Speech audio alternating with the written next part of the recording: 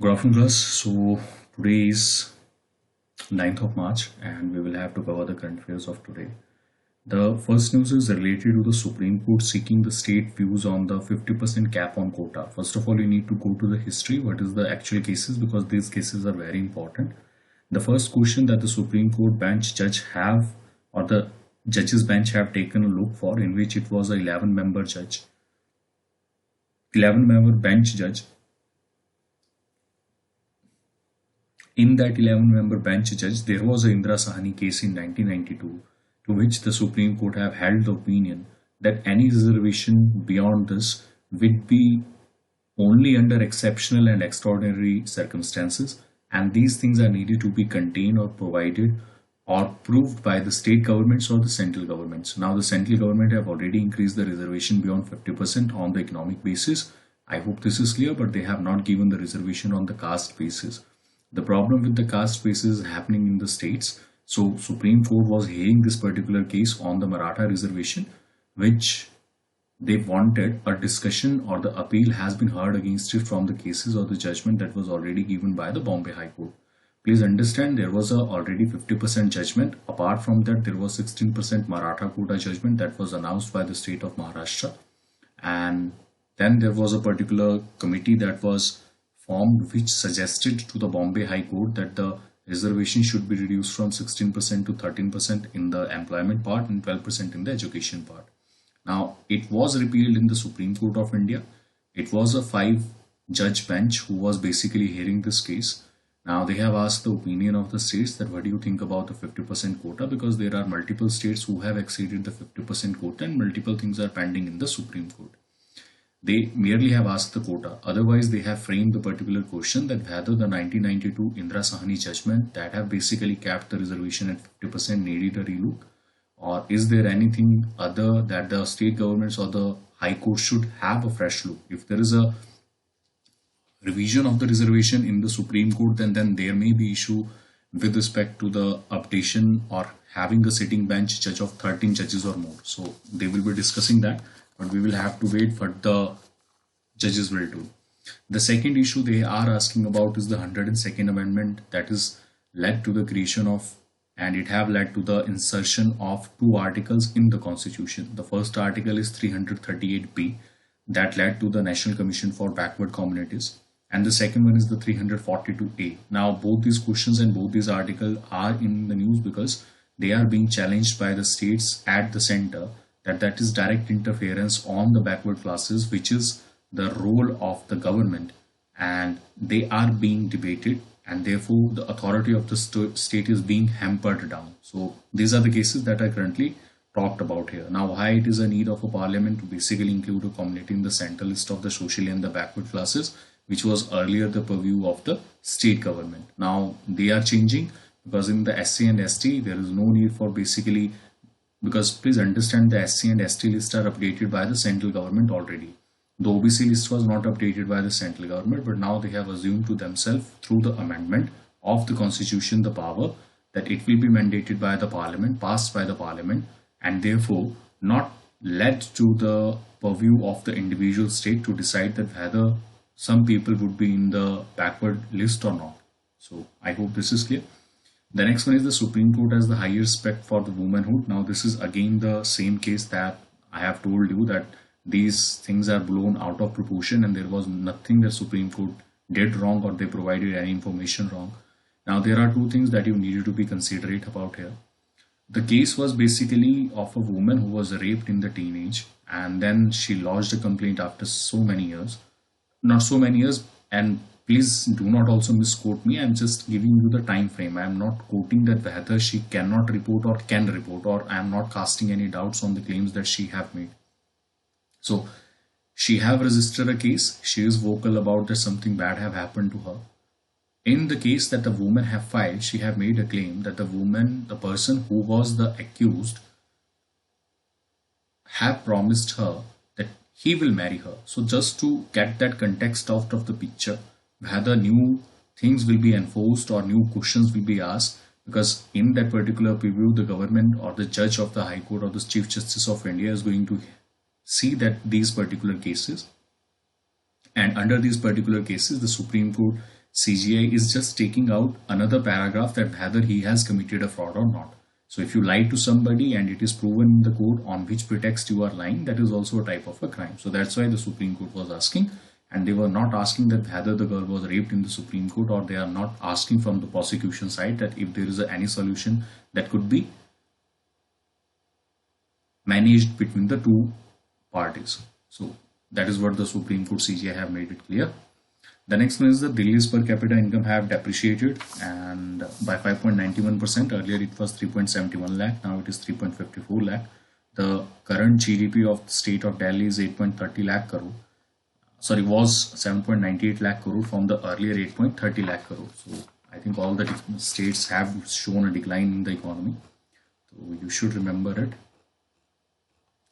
And no need to go into the details of the budget of Delhi. You just have to know the important things that the questions are being asked. The next one is the contours of the endgame in Afghanistan. Now, I hope you remember Doha Agreement. If you do not remember Doha Agreement, just understand that there were withdrawal, cutting ties with Al-Qaeda, and intra-Afghan talks that are going to be the basis of the intra-Afghan talks. Now, these talks were basically happened in the state of Qatar, where the capital Doha, in which there was a there was a person, Khamile or Zayizad, something like that. He was this main broker in the deal between the six nations. 6 plus 2 plus 1 was the agreement that was there. The six nations included the neighboring states of Afghanistan, provided by the two big agencies, that is the United Nations and European Union, and then there is Afghanistan. So that was the arrangement that was brokered by United Nations. But in that particular view, the letter has been released recently now, and it have talked about that what the US government approach will be in Afghanistan. So they have talked about that there is a need of a military presence that is currently required in Afghanistan if we want to have an inclusive or a securing peace in the state of Afghanistan. There need to be change in the policy, and the direct continuing with the things of withdrawal from the troops may not be good for the state of Afghanistan. Now, the objective of the US is basically to maintain just and durable peace in the Afghanistan so that it could remain united, sovereign, democratic, and the government could function for the people of Afghanistan, and is not under any threat or control by the Taliban that is increasingly occupying the space at the international front and also at the local front. Now, we all know Al-Qaeda is indirectly supported by Pakistan. It is providing them funding, money, and functionaries or training that is currently creating a damage to all the people. Now, Mr. Ghani and Mr. Abdullah, there are different talks that are currently going between them. India has also shown a type of interest with them, and there may be sooner or later that India will also be asked on the board to talk about the issues that are currently facing.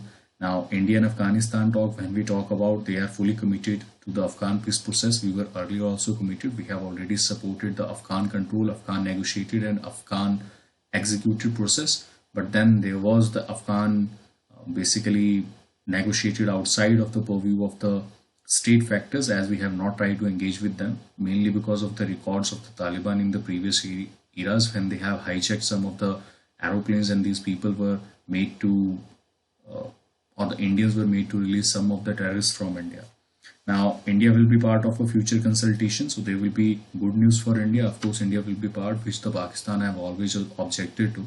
And under the pressure of Pakistan, the Russia and China have made sure, not the Russia you can say, but the China and USA had made sure that they understand that if Pakistan does not cut off ties, then it is impossible for bringing and ensuring peace in the territory of Afghanistan. So that is the one thing they need to counter.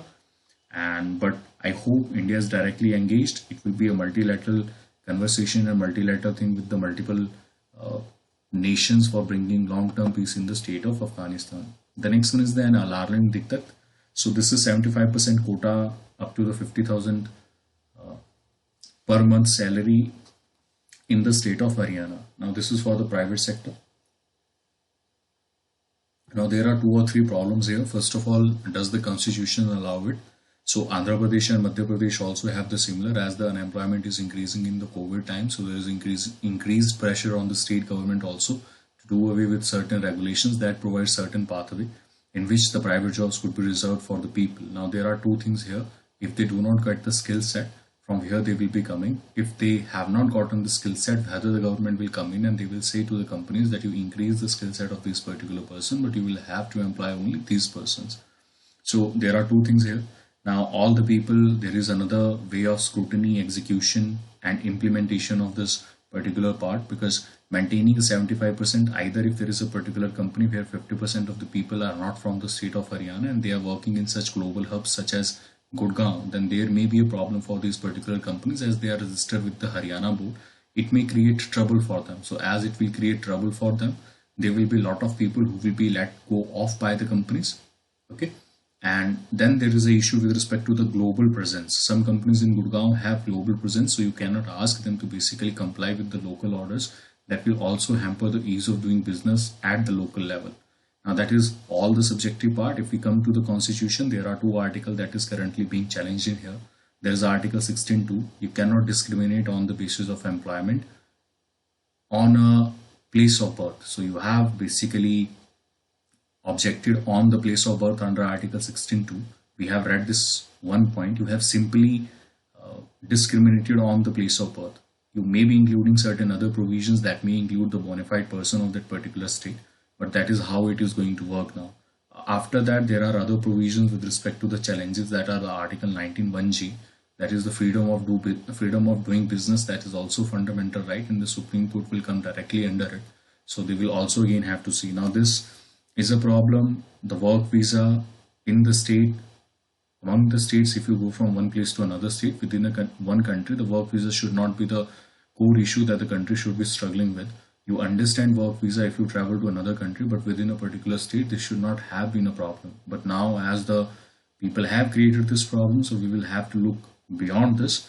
This is not good for the Indian economy and not good also for the large section of people who are working outside their homes in the regions and the urban areas where they are currently situated. The next one is the pursuing the American dream with WFA. Now, this is very, very important. First of all, what is this WFA? This is work from anywhere scheme. Now, see the context of this particular part. He starts by telling that US is currently under the Mr. Trump administration was very harsh on the immigration that was coming to the country, and he have openly criticized it. So much so that he have cancelled the H-1B visas, of which 7% of the total acceptances or applications were from the Indian side. Now, as Mr. Joe Biden is there, he have been changing this policy and he have been making the streamlining of the best people, even allowing the people who are included in the STEM PhD, because they are the biggest contributor to the economy of USA, to set their foot in America and immediately get the green card or become the citizen of that particular state. Now, in that particular part, he say the COVID have somehow changed the whole perception. The people currently, as they move from one place to another, they have to take their businesses from the India to the USA. But now the companies have come up with an alternative called as work from anywhere alternative. So people can work from anywhere. They are eligible to work from anywhere.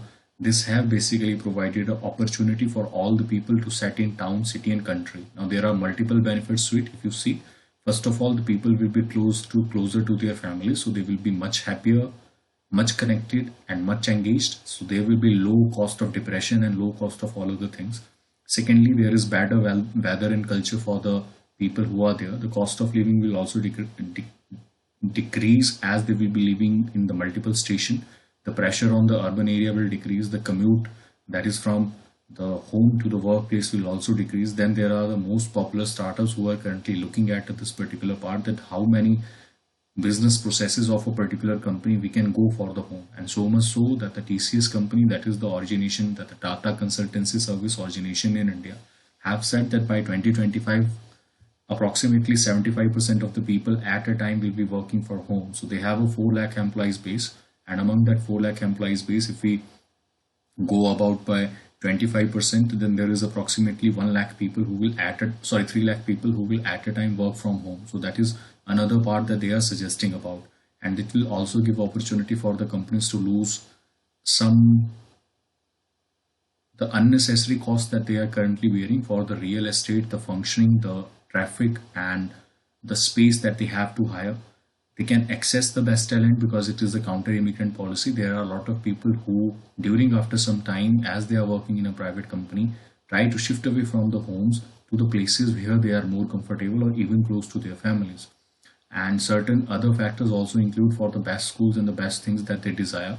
Maybe in the urban areas there is a cluster of better schools, but as the people will move, then the better school will also be happening in the rural areas because the investment in the people who are working over there, they will also be in high demand. So these are some of the things that they have talked about, and I think that is the better implementation that they are currently doing.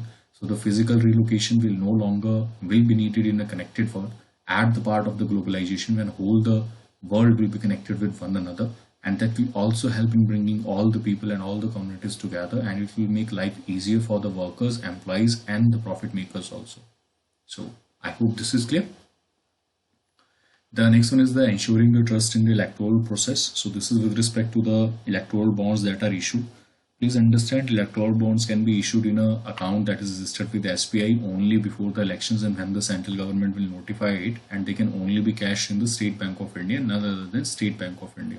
The earlier income tax law suggested that any donation that is above or beyond 20,000 rupees have to be reported to the Election Commission of India that who or whoever have done it. But now what have happened that the information is not going to the Election Commission of India, so they cannot uphold the inquiry. And the reasoning that is given by the government is the money that is given by the government, sorry, given by the individual company or any other person, they are directly going have to purchase a type of a IPO. That IPO is directly going to the State Bank of India, and then they are getting transferred directly to the government within the 14 days. Now that have created a problem because RBI and Election Commission of India have both raised concerns on that.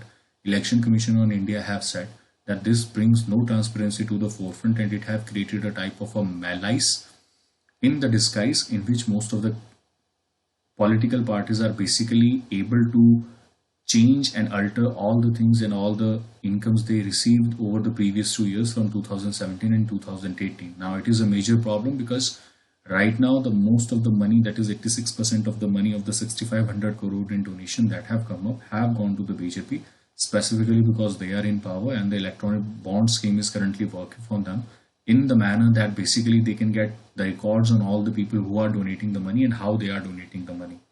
After that, there is a regulation with respect to the Companies Act 2017, in which earlier there was a particular limit to the companies that beyond this they cannot donate, but now that limit has been removed. So companies can donate according to their own will whatever money that they want to basically vote. And apart from that, the income tax income, although it has been reduced up to 2000 rupees, but earlier when the situation was, the idea of the government was to bring more transparency, but they have bring out a alternative to counter the transparency, and they have just given a type of a pseudo promise to lower the income tax reporting from 20,000 to the 2,000 crore. So that is another thing. And then there is another provision related to the FCRA, that is the Foreign Contribution Regulation Act, that was amended in 2016 and 17 for all the funding that was coming from outside, and this has been applied in the retrospective effect, which is basically prevented the political parties to receive funding from outside. Now they are able to receive funding from outside, and this is also helping them well in the elections and all the things that are currently working in there. The next one is the In the Pursuit of Power. So here we are talking about the CPC that have given a report in which they have said that there are various things that are needed to be debated about, and the China National People Congress is just working on the becoming the manufacturing superpower by 2025. They have suggested the 8 core work areas that are already listed. For example, they want to work in robotics, rare earth materials, aircraft, new energy vehicles, high-end medical devices, aviation, and the speed rail. Apart from that, there are agriculture machinery and the application of Baidu that they are currently working out. Now, in that particular case, there are a lot of things that are needed to be understood, and they have also listed a pathway by which it will be achievable. So they have talked about that R&D and innovation will be the one sector we will be working. Science and technology, immigration. Immigration is they want best of the minds to work in the state of China. After that, there is 5th generation technology, military budget, modernization of the Army, Navy, and Air Force, and strengthen the grip on the Hong Kong region, because Hong Kong is also one of the biggest supplier of the economic activities to the mainland of the China. So they want to have a grip on the polity of the Hong Kong, and recently they have been taking steps to control it. Apart from that, the Mr. Biden have basically seen that there's a collective action that is needed against the abuses of the China, and they see it as a part of a country that is a type of a competitor for the world's strongest economy in the world. Now, what they want to stop the rise of the China, but they are not able to stop because if we talk about India and China and USA, there is a trade of approximately $1 trillion that is highly favored in the favor of China. Now, in that particular part, there are two things also needed to be understood.